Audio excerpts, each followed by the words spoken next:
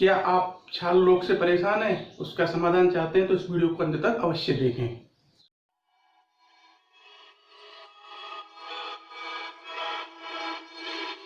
नमस्कार, मैं हिमांशु दीक्षित आपका अपने चैनल आयुर्वेद खुले बीमारी का भेद में स्वागत करता हूं। आयुर्वेद से रूबरू होने की श्रेणी में आज का जो हमारा विषय वो है छाल रोग। आज हम छाल रोग के बारे में चर्चा करेंगे कि क्या होता है, इसके क्या लक्षण हैं, क्या इसमें खाया जाए, क्या ना खाया जाए, क्या इसके उपचार हैं।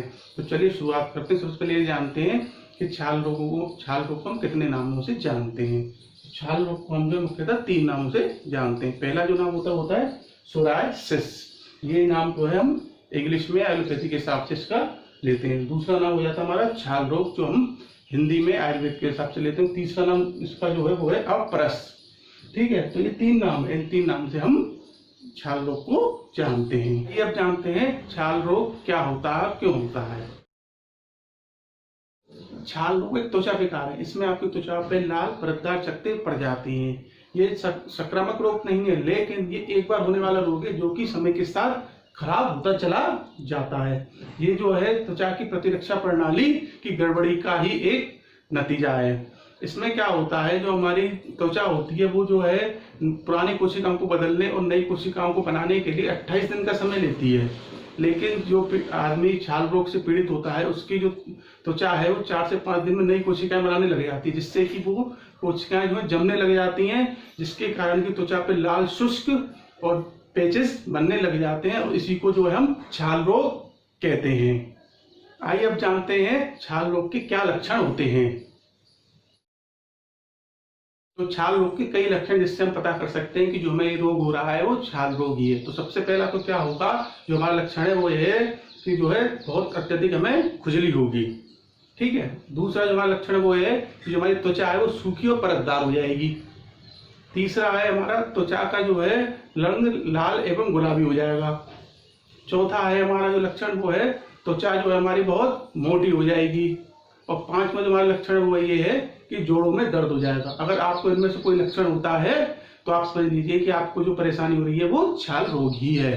तो आइए अब जानते हैं छाल रोग के क्या कारण होते हैं। तो छाल रोग के कई कारण होते हैं। उनमें सबसे पहला कारण होता है आपका अनुवांशिकता, यानी कि आपके घर में अगर आपके माँ बाप में से किसी एक को ये रोग हुआ हो पहले, तो आपको होने की उसकी संभावना जो है 15% तक होती है। वहीं अगर आपके घर में माँ बाप दोनों को रोग हो चुका होगा तो आपको इसकी होने की संभावना 60% तक होती है। अब दूसरा इसका कारण होता है तनाव। अगर आप बहुत ज्यादा सोच विचार करते हैं, अत्यधिक तनाव लेते हैं, तो ये रोग आपको हो सकता है। तीसरा इसका जो कारण है वो होता है अत्यधिक धूप में रहने के कारण सनबर्न होना। ठीक है, यानी कि जिन लोगों का काम बहुत धूप का होता है, जो ज्यादातर धूप में रहते हैं, तो उनको भी इस रोग की होने की संभावना होती है। चौथा जो उसका कारण होता है दवाओं का दुष्प्रभाव, यानी कि दवाएं जो है जब आपको दुष्प्रभाव कर जाए, जैसे कि आपकी एंटी मलेरिया दवाई होती है, तब जो है ये रोग आपको हो सकता है।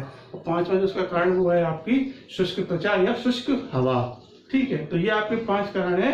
इन कारणों से जो है आपको छाल रोग होने की संभावना होती है। आइए अब जानते हैं छाल रोग से बचाव के क्या तरीके हैं। तो जो हमारा पहला बचाव का तरीका वो है कि संतुलित आहार लें, यानी कि हमें ऐसी डाइट लेनी चाहिए जिसमें कि आपके सभी विटामिन वगैरह भरपूर हों। दूसरा है हमारा हमें तनाव कम करना चाहिए। ठीक है, हमें ज्यादा तनाव नहीं लेना चाहिए। तीसरा जो हमारा तरीका है वो ये है कि हमें जो है अपनी त्वचा की देखभाल करनी चाहिए, यानी कि हमें अपनी त्वचा की साफ सफाई का विशेष ख्याल रखना चाहिए। चौथा जो है हमारा बचाव का तरीका वो ये है कि हमें धूम्रपान से बचना चाहिए, धूम्रपान नहीं करना चाहिए। ये कुछ ऐसे तरीके हैं बचाव के जिससे कि हम छाल रोग से बचे रह सकते हैं। आइए अब जानते हैं छाल रोग के अंदर में क्या खाना चाहिए। तो ये एक ऐसा रोग है जिसके अंदर हमें ये पता होना चाहिए कि हमें क्या खाना है, क्या हमारे परहेज। अगर इसमें हमें हमारी डाइट नहीं पता होगी तो ये रोग जो है सही नहीं होता है, बढ़ता ही चला जाता है। तो सबसे पहले जो हमें खाना है वो खाना है अजवाइन। आप अजवाइन का सेवन करिए। दूसरा है आपका जौ, आप जौ का खूब इस्तेमाल करिए। तीसरा है आपके टिंडे, आप टिंडे भरपूर खाइए। चौथा है आपका तुरई, आप तुरई का खूब अच्छे से इस्तेमाल करिए। 5वां है आपका लहसुन, आप लहसुन खाइए। लहसुन इस जो रोग में है वो गुणकारी होता है। छठा है आपका परवल, आपको परवल खूब खानी है। इसमें एक चीज ध्यान रखनी है कि आपको इसमें पुराना जो है अनाज खाना है, आपको इसमें नया अनाज नहीं खाना है। इसमें इस रोग के अंदर आपको पुराना अनाज खाना है। अगर आप पुराना अनाज खाएंगे तो ये रोग जल्दी से जल्दी खत्म हो जाएगा। आइए अब जानते हैं कि इस रोग के अंदर हमें क्या नहीं खाना चाहिए। तो इसमें कुछ चीजें ऐसी हैं जिनका आपको सेवन नहीं करना। अगर आप उनका सेवन करेंगे तो रोग की जो स्थिति है बदतर होती चली जाएगी। तो सबसे पहली जो हमारी चीज हमें जो नहीं खानी वो है बैगन, ठीक है। दूसरी जो चीज हमें नहीं खानी वो है दही। तीसरी जो चीज हमें इसमें रोग के अंदर नहीं लेनी है वो है हमारा मछली, ठीक है। चौथा जो हमें चीज इसमें नहीं खानी है वो है हमारा अचार। और पांचवी जो चीज हमें इसमें रोग के अंदर नहीं खानी वो है टमाटर। ये चीजें ऐसी जो हमें इस रोग में नहीं खानी है, नहीं तो हमें बहुत ज्यादा नुकसान करेंगे। इसके साथ ही हमें ज्यादा मिर्च मसाले चीजें नहीं खानी है, बाहर का जंक फूड हमें इस्तेमाल नहीं करना है और नया अनाज हमें नहीं खाना है। ये चीजें भी हमें नहीं खानी है। अगर आप इन चीजों का सेवन नहीं करोगे तो रोग जो है जल्दी से जल्दी सही हो जाएगा। आइए अब जानते हैं छाल रोग के क्या घरेलू उपचार हैं। तो इसमें कई घरेलू उपचार हैं जिनका हम जो है प्रयोग करके इस रोग पे काबू पा सकते हैं या इस रोग को जड़ से खत्म कर सकते हैं। तो सबसे पहले तरीका वो है आपका ग्रीन टी। आप 1 बैग ग्रीन टी लीजिए, 1 कप गर्म पानी लीजिए, उसमें जो है आप ग्रीन टी वाला जो बैग है उसको डाल दीजिए कम से कम 10 मिनट के लिए।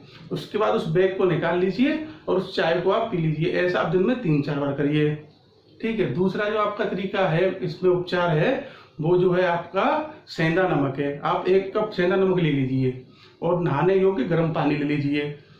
कोई बाथ का टब हो या कोई ऐसी चीज हो जिसमें कि आप बैठ सकें और स्नान कर सकें। उस जो है गर्म पानी में आप जो है सेंधा नमक 1 कप जो आपने सेंधा नमक लिया उसको आप डाल दीजिए और आप उसमें स्नान कीजिए कम से कम 15 से 20 मिनट, ठीक है। उसमें स्नान करने के बाद में आप जो है नॉर्मल पानी से स्नान कर लीजिए। तीसरा जो इसमें आपका उपचार है वो है जैतून का तेल।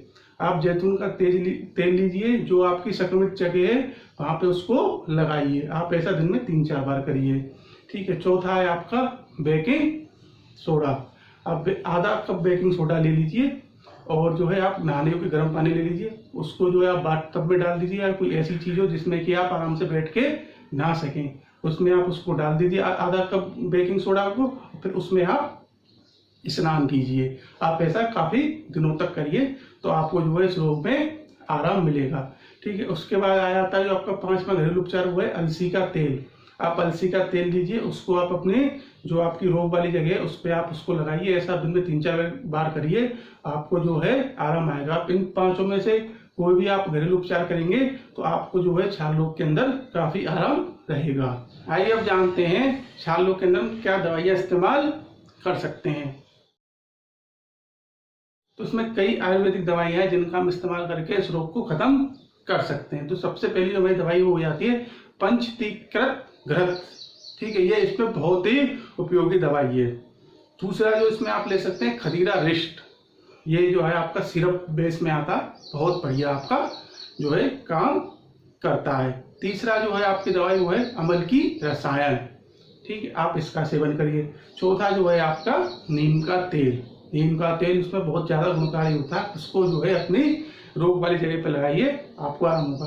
तो आप इन जो है चारों में से चारों दवाइयों का इस्तेमाल कर सकते हैं, आपको इस रोग में आराम मिलेगा। एक बात आप ध्यान रखना, आप उपचार घरेलू कोई भी करें कोई दिक्कत नहीं, लेकिन दवाइयां जो हैं जो आपको बताई हैं एक बार जरूर किसी डॉक्टर से या जानकार से परामर्श कर लें, उसके बाद लें। हो सकता है आपको कोई पहले की परेशानी हो तो आपको कोई दुष्परिणाम हो सकता है। तो आज जो हमारा विषय था छाल रोग, आज हमने छाल रोग पे चर्चा करी। इसके बाद इसके जो निदान आपको बताने का प्रयास किया।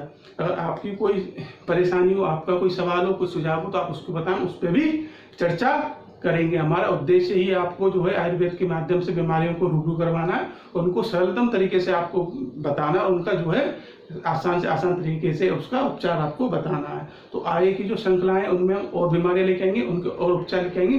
तब तक के लिए धन्यवाद।